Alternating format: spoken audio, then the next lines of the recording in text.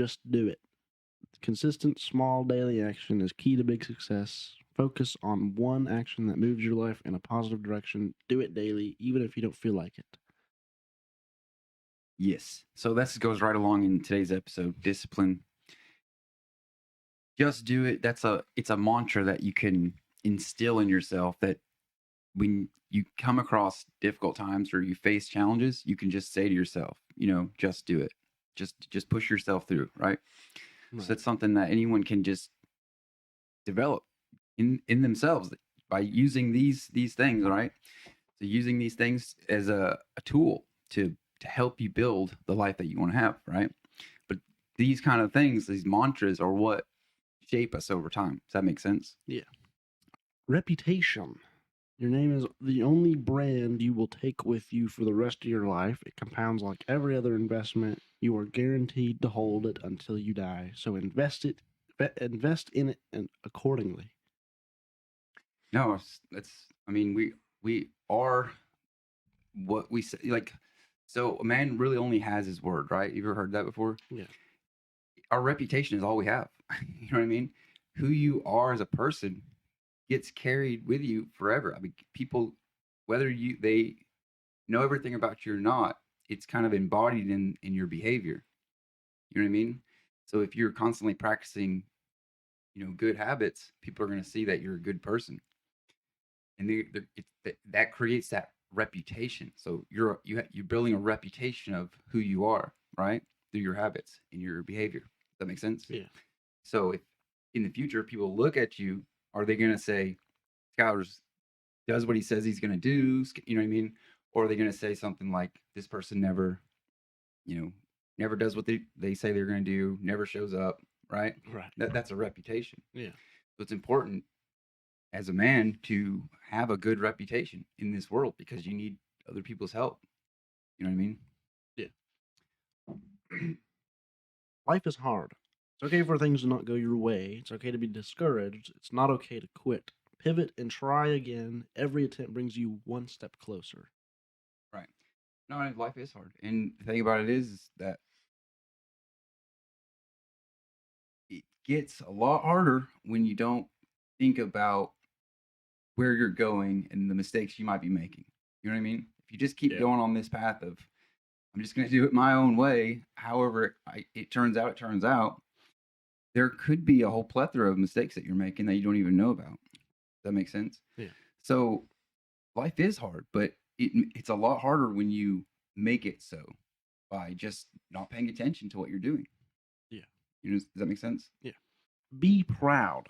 Feel good about the path you were on. Write 3 things you are proud of. Keep it in mind for the rest of the day. Yeah, so this is a good one. It's good. That's good advice to use to carry yourself forward, in any situation. You can write down things that you're proud of about yourself.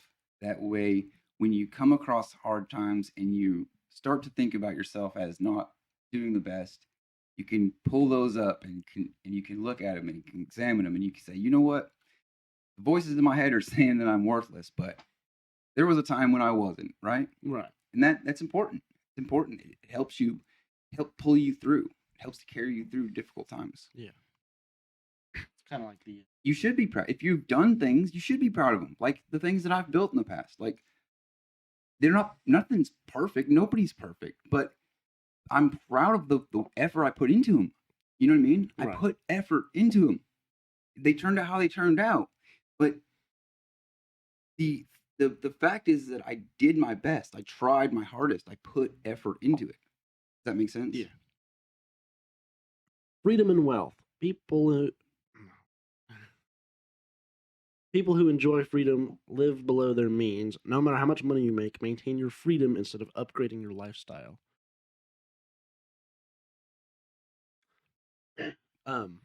Whenever we're talking, it's no matter how much you spend, it's never like you're never gonna fulfill that need. You're always gonna want more. Yep. No, seriously. And what is freedom?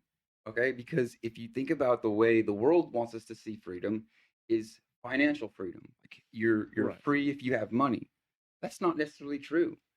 Freedom comes when you are in control of your thoughts and you're in control of your body.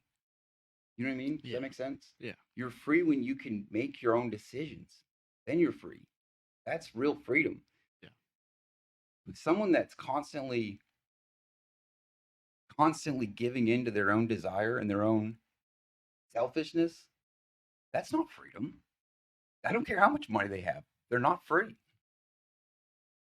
There's total misunderstanding and uh, just a misunderstanding of what freedom actually is. You know what I mean?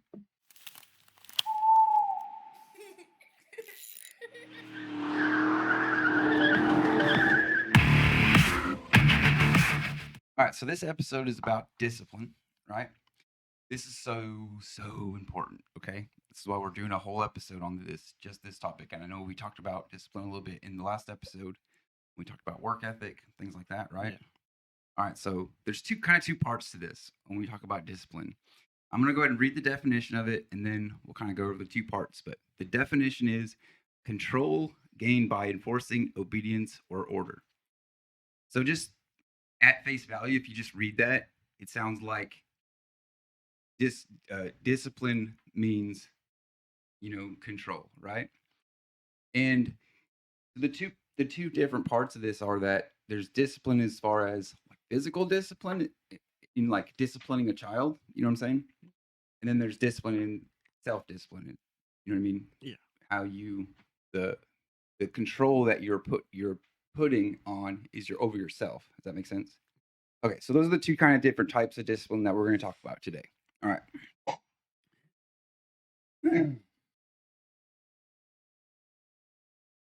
Okay. All right. So the first type of discipline, how much physical discipline is actually required in raising a child? When you think about physical discipline, I'm talking about, spankings, right? Right. How much of that is actually required? What are the limits of that? When is it okay? When is it not okay? And at what age should it not ever happen again? Like, what age do you need to be at where it's like physical discipline's not the answer anymore, right? So, and a lot of people like to use, even the Bible as a kind of a scapegoat when they talk about disciplining their kids because they use it kind of like they use this verse. I think it's something like spare the rod or spoil the child or something like that. I'm paraphrasing, of course. However, that just saying that doesn't actually really say anything. What I mean is that what the Bible is referring to in that sense is what is a rod? What is a rod? So it's referring to this idea where there's a shepherd, right? And there's a flock of sheep, and the rod is used to kind of guide the sheep along. Right? Yeah. Does that make sense? So in historical sense, the rod is not used for beating people, but for gently guiding them in a specific way, right? You're putting up something hard up against them to kind of help them go into another way, right? You wouldn't beat your flock of sheep, right? Okay. All right. So physical discipline is sometimes necessary. Sometimes. Not all the time. Not all the time. There are very few cases where I can't just rationalize with you, talk with you. Of course, now you're older now, and this is where we get into the age, right? So what's the acceptable age, within this? And the way I see it is 0 to 7. There really isn't a need to spank a 0 to 7 year old.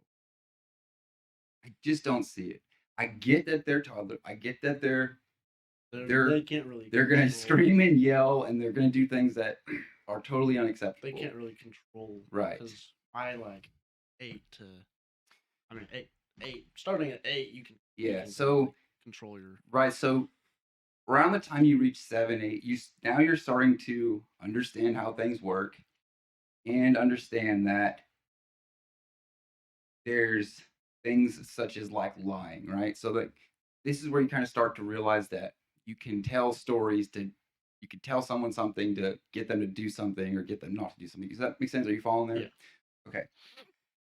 So that age between I would say 7 and like 12, 14, something like that. Maybe being 14 being the limit, right? Yeah. Nothing after that.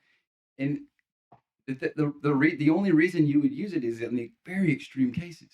Very Yeah. extreme Like cases. very extreme Like just scenario. you're totally just being disrespectful, or Like a complete. imagine a 8, 9 year old you that's just being a total menace.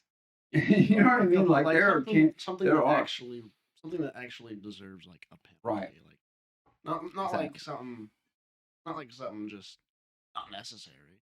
Like I don't know, say they break something. Even that, like, I mean, everyone's allowed to make mistakes. yeah, like say they accidentally break something, you can't just hit them because of that. Right. But like So in that wordly doesn't maybe talking to right, just a few words, then right. it'll kind of get the So and that gets into understand it. like taking away privileges and stuff Yeah, like that, right? No, totally acceptable. But what I want to get, what I want to kind of drive home is that it's not acceptable to take out your anger on your children. Does that make sense? yeah, So what happens is, and to be honest, I found myself here. This is where I found myself is that I was administering discipline to you when you were younger, and I had to realize like, am I really this mad at Skylar, or is it something else going on? You know what I mean? right. And that was the case. Like sometimes I was just frustrated with things that were going on at work, right? That can affect a lot. Absolutely, absolutely, I've seen videos where people just have a long day or something, or right? maybe a bad day at work, or maybe even they get fired, and then somebody does something little, and then they just Yeah, like go off on them.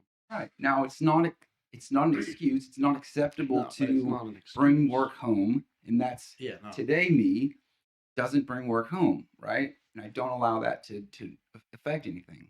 But just what I'm saying is that before, without actually understanding these things, you know, that it happens. It happens. This is why I'm telling you this because this is something that you need to look out for. You need to make sure what you're doing is just. That makes sense? Yeah, It's important because if I abuse that, if I really did abuse that, would you really respect me? Even especially if I was doing it, you know, without real justification. You know what I mean? yeah. There's things that I've heard people get in trouble for or physically disciplined for that are totally like, why?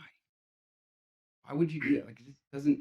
I think that's probably the main cause why kids rebel.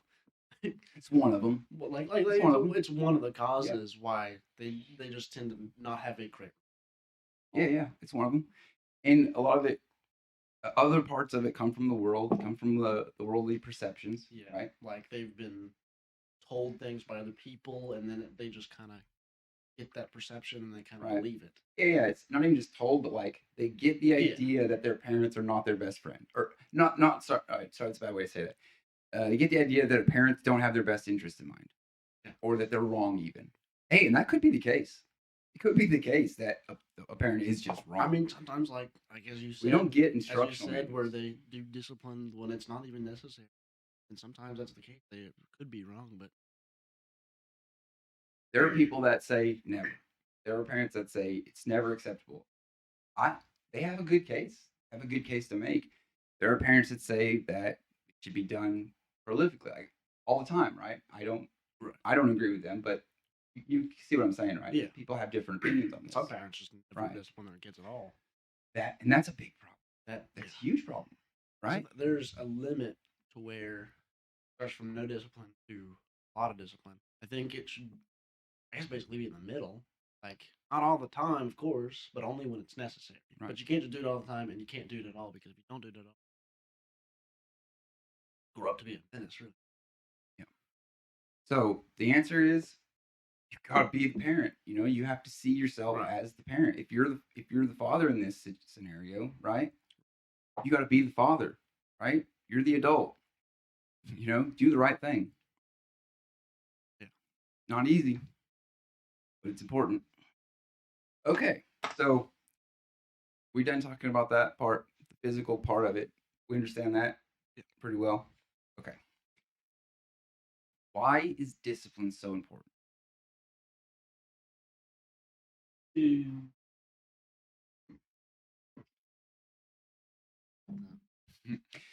Discipline is necessary because it teaches self control. Does that make sense? Yeah, I Discipline was gonna say something teaches along you the lines self of control. control. Right. This Okay. So what does that actually mean? What does what is having self control? Because does anybody ever say they wish they had less self control? I don't think I've ever No, heard I don't that. think I've ever heard I anyone don't say think that. I've ever Right. heard that. So it's not something that people would say. I wish I had less self control. Right. I've heard more. Right. No, I totally heard. I wish they had more self control. Right. So that's what we're talking about today is how do we get more self-control. That's really what we're talking about when we talk about discipline. Okay. And there's a couple different points I want to make about this, but self-control is kind of a key ingredient towards happy and healthy life. If you can't control yourself, what are you doing? How can you control anything if you can't control yourself? You know what I mean? You got to be able to tell yourself when you've had enough. You've got to be able to tell yourself when it's time to stop. You know what I mean? Yeah. And our ability to do that is not, it's not innate, it's not born, it's not intrinsic, it's not born with us, developed over time. It really is. Anyone can develop it. It's not something that anyone lacks the ability of. Plenty of people lack discipline, but it's not because they just weren't given discipline when they were born, because they haven't grown the muscle of discipline. Does that make sense? Yeah. Okay, so, and this is so important because most of the people in this world struggle because of lack of self control. Because they can't stop spending money or they can't stop doing drugs or whatever it is. You know what I mean? Or eating even. Can't stop eating. Yeah. You know what I mean? It's a big problem for people, right? So having more self control is important, right? So we're going to talk about how we can kind of what are the things that we can do to build those kind of things. So we're going to talk about where they come from, and we're going to talk about how we can build them as well. Okay. Okay. So let's see. All right. So when done properly, it produces an individual ready for anything life throws at them because they have built-in mental muscles around self-control. That makes sense. All right. So what? So we kind of understand what self-control is, right? Being able to control your behavior. Make sense? Okay. We know what someone with a lot of self-control, right? Do almost anything they want, right? Anything they kind of set their mind to, they can accomplish because they have that self-control built into them, right? Yeah. Okay, so what are the costs of not having self-control? What does it look like if you don't have self-control? So I could sum it all up because there are a lot of different things, but I could sum it all up with this one sentence: feelings will control your behavior. That makes sense? Yeah. Your feelings will start to control your behavior. In fact, they will take control of your behavior. You don't have self-control. What you feel like doing in every instant will be what you do. If you feel like eating another cookie, you'll eat another cookie. If you feel like going and spending money, you'll go and spend money. Does that make sense? Yeah. And when those feelings come and when those feelings go, you don't actually have control over. A little bit of control. You have a little bit of control. We'll talk about that a little bit later. But as far as environmental changes and habit building, we'll get into that. But as far as just feelings that come and go, fleeting feelings, most of the people will when they have that feeling, they'll just do what it says. You know what I mean? They'll go with it. Yeah. I'm not talking about gut feeling. That's not what I'm talking about. No. I'm talking about feelings, desire, things like that in moments. Like Brain. How to word that? Not right, gut, yeah, not right. gut feeling, but it's your mind. Right. So Feeling. gut feeling can kind of be like an intuition. Yeah. Right. You Kinda just like kind of feel this. I feel like I should do this. But a feeling is like I want something. I Or want even, this, I I think want gut this. feeling can, like, Yeah, and that that goes into intuition there's been things. for sure. And actually, it's not part of this episode at all No. because it's huge. This is a whole nother episode, but the way that we interact with the world around us has a lot to do with our stomach. And our stomach sensing the world around us is what creates those feelings. And there's a whole brain chemistry that we can get into on it, but that's not this episode, so we'll spare Yeah. everyone. um, let's see. Okay, so all right, I've got a trigger warning. I apologize to all the good men out there. You might get angry, but I've got to show you a video. We've got to talk about this. It came across. It wasn't planned, but it came across my desk today, and we have to talk about this. Okay, go ahead and play the video. This one might surprise some of you that don't understand what I'm all about. What I'm about to show you came across my For You page today, and we need to talk about it. Yes, it's going to surprise some of you because it is absolutely the man that is in the wrong in this situation. Did you just fry it? God, yeah.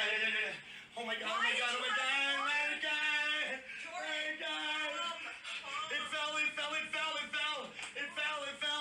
It fell. Please help me. Please help me. Please help me. Please help me. Turn it off. Please help me. Then. It's over. I gotta get off TikTok. Okay, take these off. Take the lids off. Chill. You need to have no drinks in here. Ow.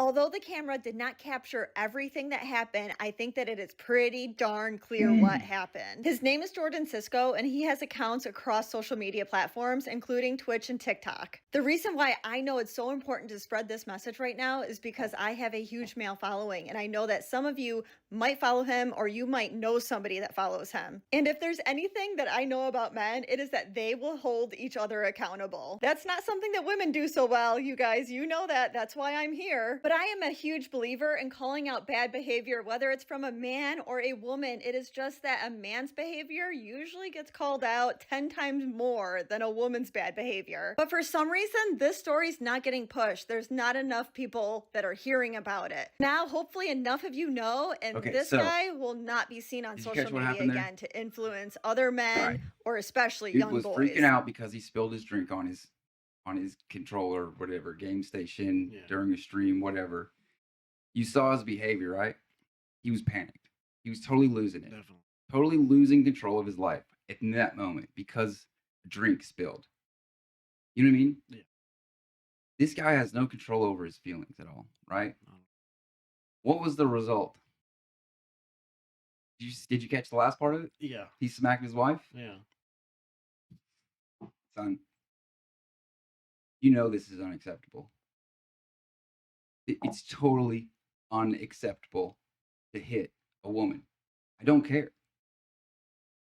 The only exception is if she hits you first. Fair game then.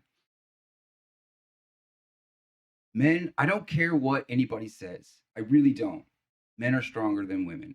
Now, of course, there's nuanced things where there's women that lift weights and things that can be stronger. That's not what I'm saying. By and large, men are stronger than women. And I could really hurt a woman with my bare hands. Really. You know what I mean? Yeah. Any man could hurt a woman with his bare hands. This is totally unacceptable. And I wanted to bring this streamer up because this is someone that's has an influence. They have people that follow them, people that watch them.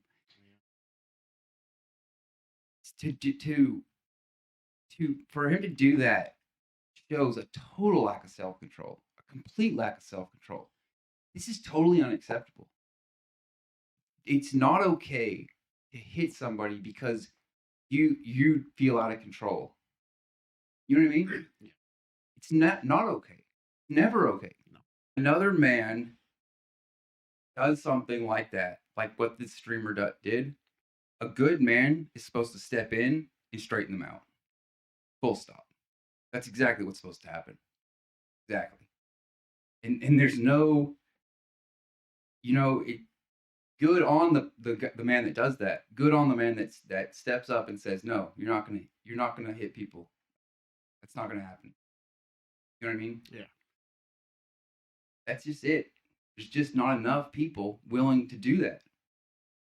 In the what we get is streamers that think it's okay to beat your wife on just because you lack self-control. Next, on camera. What does he do when the camera's not rolling? When he doesn't get his way? Right. It's not going to stop until a good man steps up and tells him no. You know what I mean? Yeah. The bigger problem is, why is this person doing it? Why are they striking their wife? They lack self-control. They don't have discipline. I've been married for 18 years. I've never once hit your mother. She's never hit me. You know what I mean? Yeah. That doesn't mean we haven't been in fights. That doesn't mean you haven't gotten to the point where you want to hit somebody. You know what I mean? But someone with discipline and self-control doesn't do that. Right? Yeah. Okay, so sorry for the little side road there, but I wanted to make sure we got that out because it's super important that everyone knows that that's not acceptable. Okay, so all right, back on discipline. Okay, all right. So we talked about we gave the definition of discipline, and we talked about you know, what self-control, how self-control can give you a happy, healthy life, that kind of stuff, right? So now we're going to get into what discipline as a key character trait. And I say key character trait because it's important. With discipline, you can do all kinds of other things. Does that make sense? So when you have discipline, you can do any kind of thing you want to do because you have that what's called willpower to do it, right? So we're looking at discipline. There's 3 points I want to make about that. In the first one is it's a muscle of character. So discipline is often defined as the ability to stay consistent and focused, separating successful people from those who only dream of success. A muscle of character. So a muscle can be developed, be grown, right? And that's exactly what it is. It's something that you can grow over time, right? It's not something that comes innately. You develop it over time. Second point is it's a developed skill. While seen as a trait, it's better described as a learnable skill requiring continuous daily practice to strengthen. That makes sense? So a developed skill that requires continuous daily practice to strengthen. Does that make sense? It's something you have to continually do over and over and over. It's never, you don't just get discipline one day and be like, oh, I got discipline. I can conquer the world, right? Right. It's something that you build continually over time. The third point is it's a system, not just a trait. Some argue that rather than an inherent trait, discipline is an outcome of environmental design, habit building, and managing friction. Okay? Does that make sense? Yeah. It's a system. It's the system that you put in place over time that builds that. It creates discipline in you through the little actions that you do, right? Yeah. Okay, so we're gonna watch another video. This is Andrew Huberman talking about the science of building extreme discipline. There's a certain friction, I actually call this limbic friction, where let's say you don't want to get out of bed in the morning. You just don't. Maybe you're tired, but maybe you're just not motivated, and you force yourself to get up. What you're doing is you're using top-down control to say, oh, the fatigue I feel, I'm going to override that fatigue. And much of what's online is how do you override that fatigue, that lack of motivation? And some people say, well, you got to do it out of love, and then other people say you do it out of anger, and it doesn't matter. These top-down mechanisms are very subjective. If you are going to do it because... Okay, you understand what he's saying? Yeah. So he's talking about what he's calling limbic friction.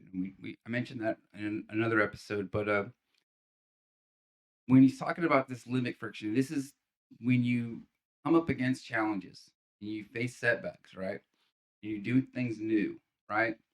Your brain's going to tell you all these kind of things that it wants you to do the opposite or something, you know what I mean? Something like that, right? You're going to face resistance internally.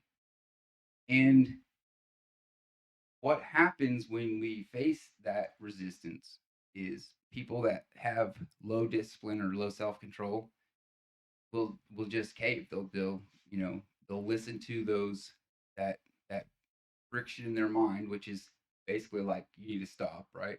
Right. And it sets them back. All right, go ahead and play. Do it because you really care about the person that you're going to pick up at the airport and you got to get up early. Well, that's one mechanism. If you're going to do it because you're a person of your word and you said you were going to be there, you do it. The just do it mantra is top-down control. Go ahead and pause it. Okay. Now, just Did you hear what he said that last part was? He's talking about the kind of metrics of ways that you can be disciplined. So he used the example of picking up somebody at the airport, right? So if there's something, imagine there's something you're going to do tomorrow that's exciting, right? You're excited about doing it. Something you need to do, like go pick someone up from the airport, Yeah. right? It's easy to do those kind of things, right? So that's just a metric of it. So it's like it's one aspect of how you can use excitement to have discipline, right? And there are a lot of different ways to do that, but what's important is the ones that you put into place. Okay, go ahead and play it. just the top-down control is also involved in controlling reflexes.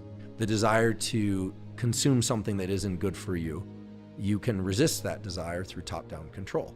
The more rested you are, generally, the easier it is to engage top-down control. So when I look at people, I don't know Ronda Rousey, I don't know too much of her story, but I do know David a bit. He's been to my lab, and I endorsed his book, and I'm obviously super impressive. David Goggins needs no introduction. Super impressive, and I think one of the many important things that David stands for is the ability to override limbic friction, to convince himself to do it anyway. And there are others that do this. I've talked about this as well. That is top-down control, and what he's done, if I may. I've never actually figured this out conclusively, but I have a strong sense that what he's done is he's somehow gotten very familiar with the narrative of friction, or the experience of friction, and the narrative of overriding friction, and he knows that a win is coming later.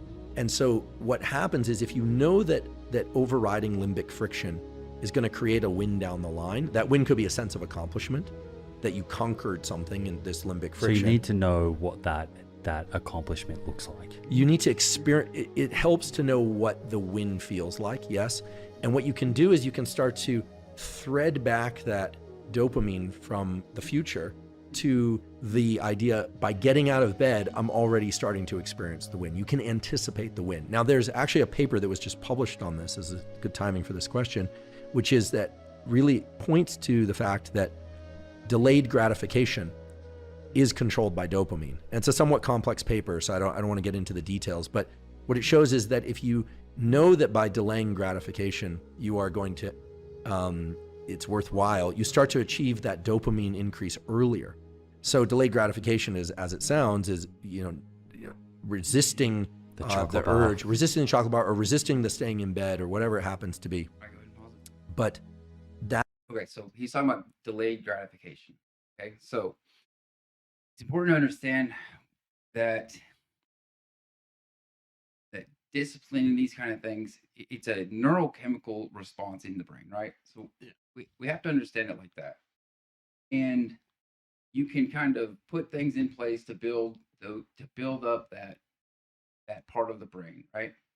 And what's important about discipline is understanding what he's saying about David Goggins, is that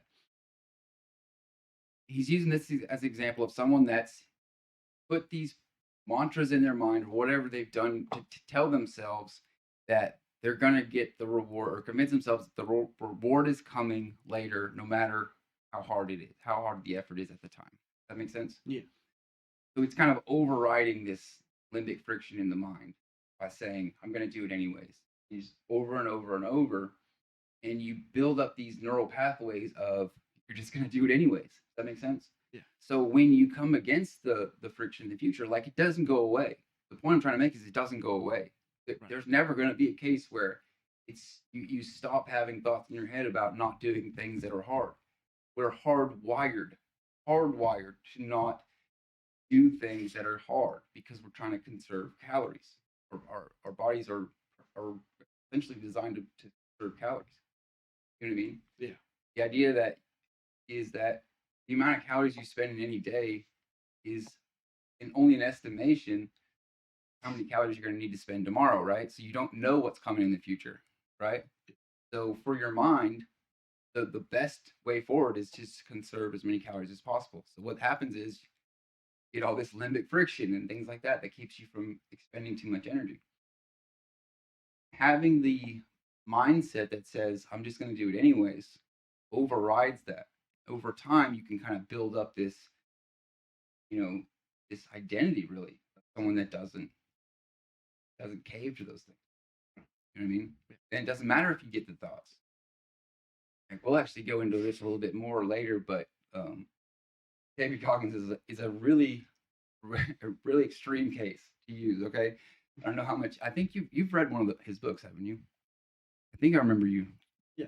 Because there's some books he's read that for younger people, if I remember correctly, right? You gave me a book Yeah. about him. Very extreme case, but since he's so vocal about his experiences, we can kind of look at that and kind of analyze it and see what's going on. And he's been able to do really, really complicated, really tough things through this process of just building up discipline in his mind and just convincing himself he's going to do it anyways. It doesn't matter. Right? Okay, go ahead and play it. Itself can start to evoke dopamine release. Now, I'm not David Goggins, obviously. I never will be. But the way he describes his process is a little bit different, I think, than just pure like, oh, I feel great doing it. He talks a lot of times about how it's very, very challenging for him. But when you talk to people who are very good at overriding limbic friction, you start to get the sense that even if it's very challenging for them to do, that they understand the great reward that's going to come later. And I think for a lot of people, the challenge is they haven't experienced or they can't see the win and experience the win. And so it's very hard for them to override limbic friction. And I'm not talking about limbic friction as this mild little thing. Limbic friction it's like a booming voice throughout your brain and body of stay in bed, sleep is important. I heard on the podcast, sleep is important, stay in bed. And to override that requires an immense amount of what we call willpower, but willpower is top-down control. You can go ahead and stop it now and close it out. So I wanted to just end it there because I want to emphasize that I say this word limbic friction or this phrase limbic friction, but it doesn't really quite give justice of what's actually going on when you're experiencing limbic friction. And I don't know if you've ever experienced like you've been in bed, laying in bed maybe, and you're telling yourself to get up or something, and you just kind of can't. Like if you're just stuck there, right? Yeah. This happens. It happens to everyone, right? It's worse if in people with ADHD because the ADHD affects your the top down control function in your mind. So it's worse in people with ADHD, but everyone experiences these kind of things, right? Everyone experiences these. But what I really want to help everyone understand with that video is that these are neurochemical processes that you're fighting against. Right? It's not even just neurochemical processes. There's a lot of other things fighting against you in this to keep you from not having discipline. Does that make sense? Yeah. All right. So why discipline is regarded as a character trait? So there's 3 points I want to make here. It enables goal achievement, provides the commitment needed to overcome procrastination and distractions, promotes consistency, it strengthens resilience, allowing individuals to maintain order and persist through challenges, demonstrates maturity. A disciplined character is often seen as a reflection of high personal responsibility and value alignment. Make sense? The importance of discipline on your reputation, like we talked about before, all that is so important. It's so important to to show that in everything you do, to show that you have discipline. And like I said, it's something that you need to continually build over time, right? Right. And it's a daily practice. And we're going to get into that a little bit in the next section, but it needs to become your life. It's not something you can just say, okay, yeah, I need discipline and move on. It needs to be a part of who you are, that you're a disciplined person. It has to become part of your identity, or else you won't do it because it's not easy. Right. It's not easy. All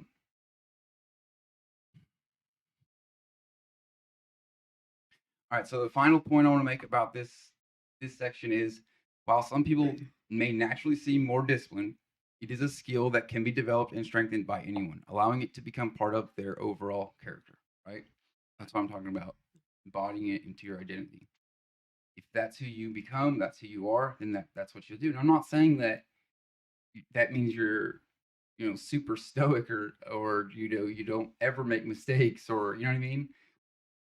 It just means that you value discipline highly. Does that make sense? Yeah. All right, Bear. So when we're talking about discipline, we're actually really talking about willpower, right? Right. And how you can use your willpower to create discipline. Let me explain how that works. Willpower with repeated intentional actions creates habits, right? Habits over time create your identity, right? Right. And then your identity, if you have the identity of someone with willpower, right, then you have discipline that feels natural. So, process of building discipline comes from your willpower through intentional actions that build habits, that build into your identity, build into discipline. That makes sense? Yeah. Okay, so I'm gonna watch. We got another clip to watch. This one's about 3 minutes long, so I want you to watch this one, and this is talking about willpower, and this is a great one. This is a really good one to watch because there's a this is actually relatively new brain science, but they've discovered this part of the brain, something we can name, the anterior midcingulate cortex. Big name, but we can actually name it. And he's going to talk about Andrew Huberman here is going to talk a little bit about what that means for willpower. Go ahead and play it. I'm going to share a little neuroscience tidbit, Love it. but I think it's one that you'll appreciate. Most people don't know this, but there's a brain structure called the anterior midcingulate cortex. As we pointed out before, that's a noun, it's a name, it doesn't mean anything. We Right. could call it the cookie monster. Right. But what's interesting about this brain area is there are now a lot of data in humans, not some mouse study, showing that when people do something they don't want to do, like add 3 hours of exercise per day or per week, or when people who are trying to diet and lose weight resist eating something. Right. When people do anything that they, and this is the important part, that they don't want to do. Right. It's not about adding more work, it's about adding more work that you don't want to do. Yes. This brain area gets bigger. Yep. Now, here's what's especially interesting about this brain area to me. And by the way, I'm only learning this recently because it's new data, but there's a lot of it. The anterior midcingulate cortex is smaller in obese people. It gets bigger when they diet. It's larger in athletes. It's especially large or grows larger in people that see themselves as challenged and overcome some challenge. Right. And in people that live a very long time, this area keeps its size. In many ways, scientists are starting to think of the anterior midcingulate cortex not just as one of the seats of willpower, Right. but perhaps actually the seat of the will to live. See, now we're talking. And when I learned about the anterior midcingulate cortex, I was like almost out of my seat. And I've been in the neuroscience game since I was 20. Now We're the we're same talking. age. And I was so pumped because I've heard of the amygdala, fear, prefrontal cortex, it's planning and action. I could tell you every brain area and I teach neuroanatomy to medical students. But when I started seeing the data on the anterior midcingulate cortex, I was like, whoa, this is interesting. Yep. And all the data point to the fact that we can build this area up. Yep. But that as quickly as we build it up, if we don't continue to invest in things that are hard for us, that we don't want to do, that's the part that feels so Goggin-esque Yes, to sir. me, that we don't want to do. Mhm. Like if you love the ice bath, I love the ice bath, and you go from 1 minute to 10 minutes, Mhm. guess what? Your anterior mid-cingulate cortex did not grow. None. But if you hate the cold water, Mhm. if you're afraid of drowning Mhm. and you get into water and put your head under, Yep. then your anterior mid and survive, then the anterior mid-cingulate cortex gets bigger. But if you don't do it the next day, or if you do it the next day and you enjoy it, because Mhm. hey, I did it yesterday, woohoo, happy me, Merry Christmas, as you would Right. say. Merry Christmas. Guess what? The anterior mid-cingulate cortex shrinks again. Yep. To me, this is one of the most important discoveries that neuroscience has ever made, Mhm. because it's that I don't want to do something, but do it anyway, That's right. that grows this area. So does that make sense what he was saying? Yeah. He's using these examples to kind of extrapolate out what that kind of means, right? And the consensus is that this muscle within your mind, within your brain, can be grown or can shrink. And it happens through a consistent process, right? Right. What he's saying is that in the person that this muscle is at its lowest point, they don't even want to live anymore. You know what I mean? Right. They don't want to do anything. They don't want to get out of bed, nothing. They don't want in the person that this part of the brain is larger, they're overcoming challenges, they're, you know what I mean? They're doing things that they're pushing themselves, they're doing things that are hard. Right? So this is something that you can grow and you can develop. It has nothing to do with who you are. It's a muscle in your mind. Does that make sense? There's really nothing that prevents you from being able to grow this muscle. But how do you do it, right? How do you grow this muscle? Right. Does that make sense? Yeah. What are your kind of thoughts on that? It's just what kind of things that you could do that are hard, that that when you go back to it again to do it, it's still going to be hard. Things that I could do. So for me, the example I would give is that I do the cold plunges, right? Ice baths. Right. I found that when I really first started, I did it in the shower. I would just do a splash of cold water in the shower. But I found that over time, it just became nothing. It didn't matter. After a couple of weeks, I could just get in the cold water and it didn't really matter. So I stepped it up to the cold plunge with ice. You know what I mean? And when you first get in there, you don't want, like, the what's going on, the process that we're looking for, right, is Right. when you go to do something and your mind says, I don't want to do this today. You know what I mean? So when I get in front of the ice plunge every morning, it's cold out, my mind's gonna say, I don't want to do this. I don't want to do this. Let's maybe not. Let's skip today, right? Or maybe only do 1 minute instead of 2 minutes, right? Right. That resistance right there, doing it anyways, grows your willpower. It grows the anterior mid-cingulate cortex. That is a hard word to say. You know what I'm saying? Yeah. It's through the consistent process. So we're gonna watch one more clip. I'm gonna show you this. This is a short one. Max Verstappen. Watch this clip. GP, what's going on? Overtake it, mate. Just overtake it. No. Last weekend I was in front, now he's in front. Come on, man. Max, overtake it, mate. No. It's discipline. Okay, so to catch everyone up, in Formula One, they race in teams, right? They got 2 drivers essentially, right? And the way they do it is they split it up. One weekend, one driver will be in the lead, and the other one will be a supporting driver, right? So kind of blocking the other cars right on the track, things like that. And the other week they'll switch, right? And the other teammate will be the lead driver, and the other person will be support, right? Does that make sense? Right. So what he's saying here is that in this case is the engineer comes over the radio and says that the guy that's supposed to be in front, your teammate's not doing so great, so just go ahead and pass him, right? Right. And Max says, no. it's discipline. You know what I mean? Because he said he was the plan was that we're not going to do this. That this person's going to be the lead, and that's what we're going to do. Right. And for me to say, okay, just going to go around him.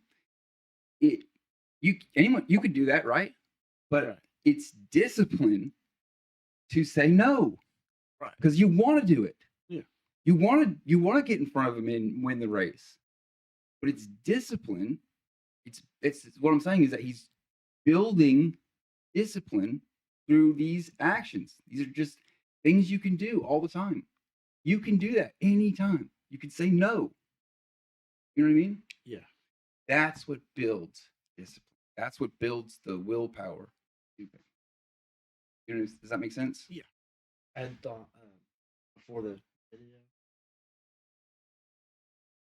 what would I do that was hard, that would be hard again every time? Was getting up at 5:30, 5. But I didn't have to be there. I didn't have to be there till 7. But I knew if I got up at like 6:30, and that was the time I really would need, I'd still be tired by the time I got there. Or I just like set those alarms up within that time. I knew whenever I wake up, if I go back to bed, because I've got 30 more or maybe an hour left before I actually have to be there, I'm not gonna wake back up. I'm not gonna wake back up. So I did not want to get, but I was like, I'm up. I need to be at work. So I got dressed, I got ready, got there, and took a short nap or something when I was there. And I had gotten asked that question, like, an hour early, because I told them I got there at 5:30. Why are you here so early? They questioned me. I was like, because when I was like, well, I set a few alarms, and I know if I get up and I go back to bed, I'm not waking back.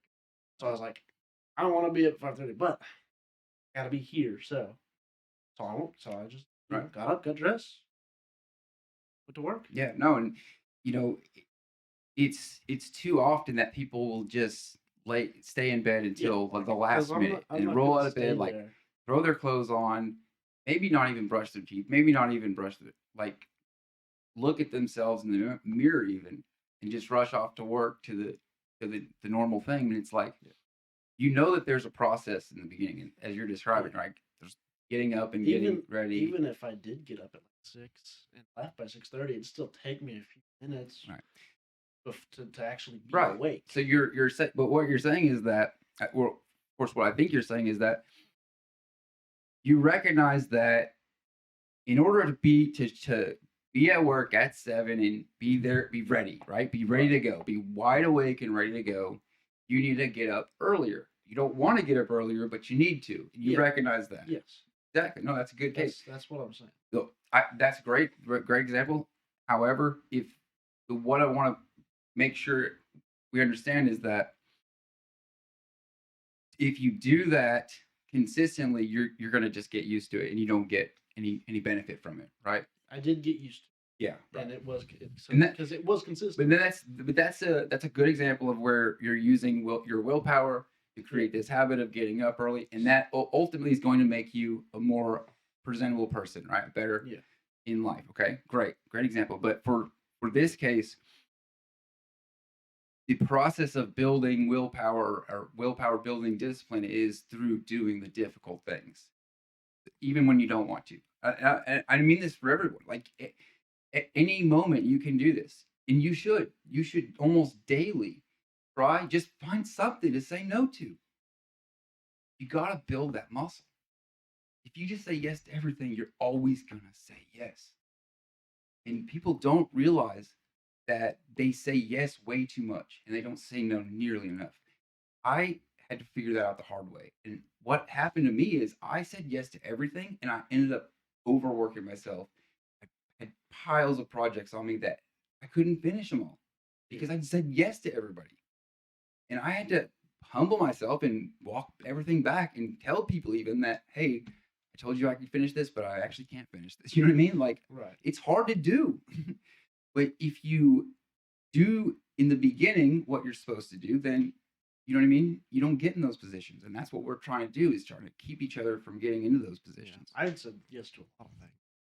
all do. Um, And that's not a problem. I'm not saying you can't say yes. You should say yes to things. You should absolutely say Now, yes to like- things. You should take on opportunities. You take on challenges. But I'm saying don't say yes to everything. Right. You got to be careful about what you're giving away, what you're just saying yes to because you want to feel good saying yes versus you actually know you can complete the request or whatever you're saying yes to. Yeah, because like one time I worked on my buddy's car, I had said, "Yeah, sure, I'll help you replace his headlight bulb." Got the whole. One, I've never worked on a BMW, and two, I've never actually taken out a. But I said yes, and figured along the way, and we got it done. There's nothing wrong with that. Yeah, as long as it's upfront. Is if you're trying to sell yourself as a BMW mechanic, you know what I mean? I know. Right. I told him I've not worked on a BMW. Yeah. And I As told long him as you're I've not like worked on it. upfront about it. But I said, I'm pretty sure I can figure this out. You know, and I looked up a video or two. I was like, you know, what do I need to do? And then even without the videos, we could just like along the way figured we had gotten it done. Yeah, and that's totally what I found through life is that things aren't as complicated as they seem. Really, things are simpler than they seem. A lot of times, people just think they come up across something and they think, "Oh, I can't do that," or "I don't know anything about that." And it's like, could you do a little bit of research? Because a lot of times, 10, 15 minutes of research will clear up a lot of things, and at least help you understand whether or not it's something you can get into or not. Because in that time, if you look it up, it's like, oh, you have to take out the whole headlight assembly. Right. And if you don't research it, Just saying BMW alone gets There's people all that work on cars the chills because it's they like know, there's so many nuances with European automakers, especially BMW, that it's like BMW. not so much complex, but just like strange in the way they do it. It makes it difficult to work on. Okay, so in the last segment we talked about willpower, how to build willpower, how willpower builds discipline, right? Yeah. We talked about the brain science behind it, right? The fact that you can grow this muscle, right? Is a muscle you can grow, right? Right. All right. So now we're gonna go into some key takeaways. So I've got 5 takeaways that you watching at home can use to help build these things, right? These are real things we can do. They don't cost money. They're things that you can actually instill in your life to help build discipline. Okay. First one, small wins compound.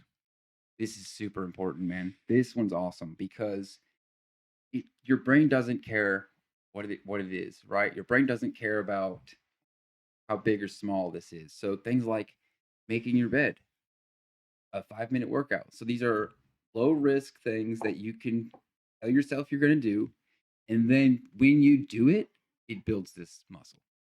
Right? Now you can't do that same one over and over, right? Talked about that in the last segment, right? Yeah. How you make your bed every day. The first time you make your bed, maybe the first couple of times you're not going to want to do it. But then once it becomes a habit, Then it's right? But that's good because now you've developed a habit of making your bed. You see what I'm saying? yeah. Like how these kind of builds Like into it's your not whenever you start doing it, building discipline.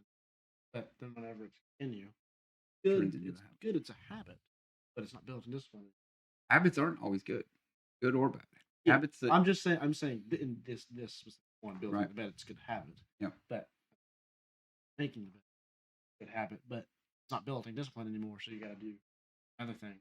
Right. Build discipline. to That's continually, This, but continually practice this discipline. is a good habit. Right. But Yep. do another thing. But the thing about it is that you can compound these things. You can stack them up even. You could put 3 or 4 of them in a day. Telling yourself you're going to do something and doing it. Telling yourself you're going to do something hard and doing it, in this case, is what builds discipline, right? Right. Okay.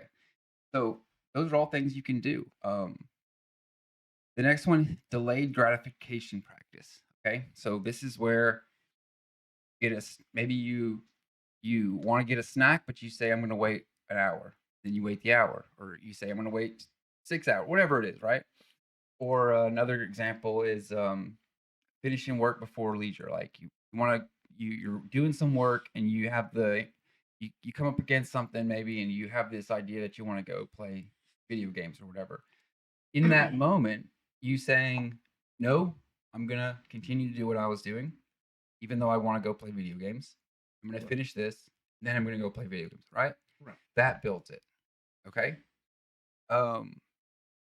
Any kind of thing that you can do where you're kind of delaying the reward, delaying the gratification. That really the neurochemical we can associate to that is dopamine, right? You've heard that word before, right? Yeah.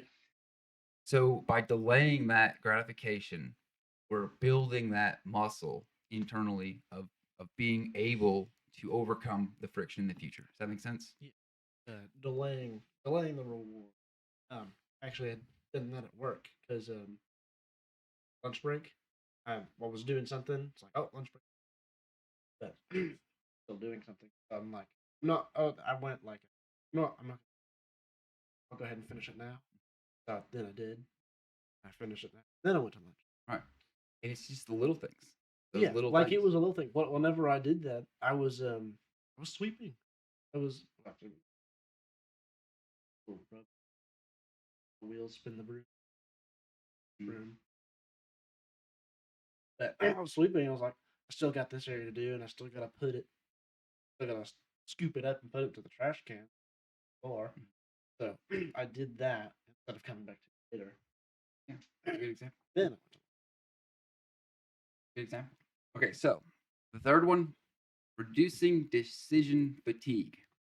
I think we talked about this on one of the other episodes. Just to recap, the amount of decisions you have in a day is actually limited. There's a cap. You could actually be decision depleted. Matter of fact, I've been decision depleted before. overworking. It's yourself. overworking the executive function of your brain. Essentially, So without getting into any weird names or anything, it's just overworking. Overworking the executive function of your brain. Okay, So there's a cap. right there is, On and decision making. people like what's his name? What's the Facebook guy's name? I don't even care. Mark something. Anyways, there's people that will wear the same color shirt every day because they don't want to make that. They don't want to use up that decision. And then it's not just one thing; they do it with multiple things. So even they'll eat the same thing all the time because it's just reducing the amount of decisions you have to make. So if you have to make a decision about every single thing you do in your life, what's going to happen naturally without your control is your brain's going to put in little shortcuts to make sure maybe it gets done, maybe it doesn't, right? But it's just little. So all those decisions you make over time, if you just keep trying to make those decisions without putting things in place, you do become decision fatigued, and your mind just fills in the gaps with whatever, and it could be right or could be wrong. So fourth one, consistent sleep and nutrition. I'm going to sound like a broken record on this one. I know. I'm not saying it because I think health is super important and you should be healthy. That's not why I'm saying it. It happens to be the case that your health, physical health, really has as far as the nutrition and the amount of sleep you're getting and things like that, has a lot to do with how your nervous system operates, but has a lot to do with how your brain operates as well. Yeah. Your ability to navigate through life effectively, efficiently, in good health requires that you get a lot of these things like sleep and the right kind of food you're eating, right? I mean, set aside other things, just getting good amount of sleep, healthy. It can improve your health. Just getting good amount of sleep can improve your health.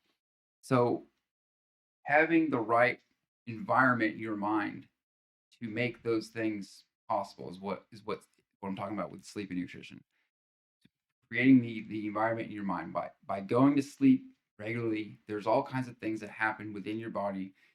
Essentially, you're putting away things. Your mind is using that time to store things. There's different levels of sleep and everything, but it's really important that you get those things in order to function healthy. Does that make sense? Yeah. Okay, so the last one, values clarity. This one's important. Knowing why you're doing something deeply reduces the internal resistance willpower has to overcome.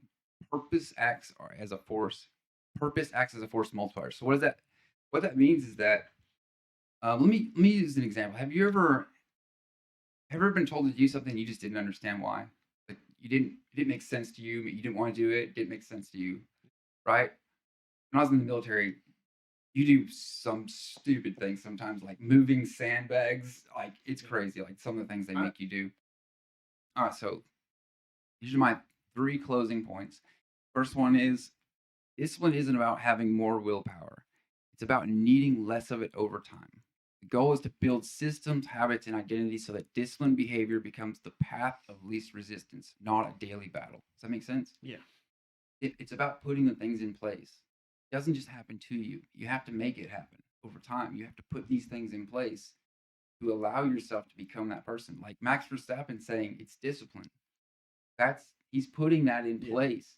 He's using this moment to train himself to be more disciplined. This is somebody who's already really disciplined. You know what I'm saying? That's why I wanted to show you that, because it's important to understand that this is somebody who's already pretty disciplined and would probably regard himself as disciplined, right? Yeah. In fact, I'm sure of it, because you can't get to where he is without being disciplined. Well, the fact I want to point out is that he's still to this day training discipline. And the fact that he's training discipline is why he has discipline. Does that make sense? Yeah. It's revolutionary to understand this. Discipline is so important. You can always train this.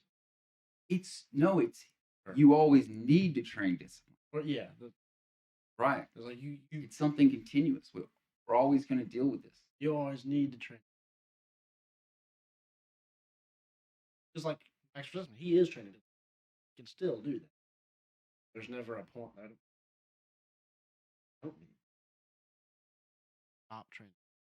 So the idea here is that if you stop the habits of instilling discipline, it dwindles over time, and you become it's the anterior mid-cingulate cortex, the part of your brain shrinks, Yeah, and at its lowest point, you don't even feel like you want to live. because if you stop discipline, drinks, So there's you it's could a get spectrum, then right? you could get to a point where you don't train it, or then you Down.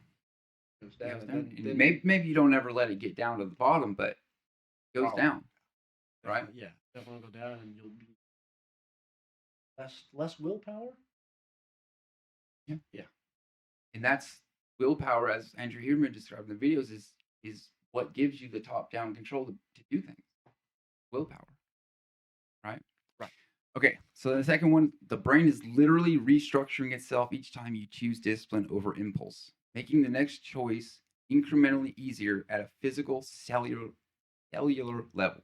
That makes sense? Our brains are rewiring themselves constantly to create this kind of life that we live, right? And it happens over time. It's not something that you gain one day and then you never have to worry about it. In all these things, over right? time, Yeah, right. like getting up at a certain time. It wasn't a thing then, but the more you do it, at that building a bigger path, Yes. more straight path to it. Yes. And like at the first, it'll be a small path, and there'll be other paths. Another path off. Like don't want to wake up or wait for a few more minutes or go back to bed. And the more and more you do it, it's a straight path. Yeah. So you're getting into all the different decisions that you could make, or all the different avenues that one could go, right? In any situation, in any instance, what gets you to go in the right direction, regardless of how difficult it is willpower. It's discipline, right? Yeah. Right. Okay. Last one. Managing stress through sleep, exercise, and recovery isn't optional for building willpower. It's structurally necessary. Does that make sense? Yeah. There is no way around it. No cheat code. It's not something you're born with. It's not something, I just don't. You can't say that. If you don't have discipline, because you haven't built it. Now maybe you haven't been told to. That's what we're doing, right? We're learning about it now. Right. So now we can't say we don't know, right? Right. It's the little things that we do over time. But the point is that it's necessary. It's structurally necessary from a neurochemical standpoint, from a physiological standpoint. Have to do these things. it's literally in the moments. It's in the moment where I stand in front of the ice bath and I say, I don't want to get in it. I don't want to go. Right. You know what I mean? I even feel myself when I wake up, knowing I'm going to be going downstairs to get in the ice bath. Like I can feel myself saying, maybe not today. Right. You know what I mean? Yeah. I can start to feel myself dreading it even at some points. You know what I mean? But it's in that where you feel it and you say, I'm going to do it anyway. So powerful. So powerful to have this. Gives you freedom. This is where real freedom comes. Freedom over your body, freedom over your mind. That's what we're going for. Make sense? All right. Thank you guys for watching.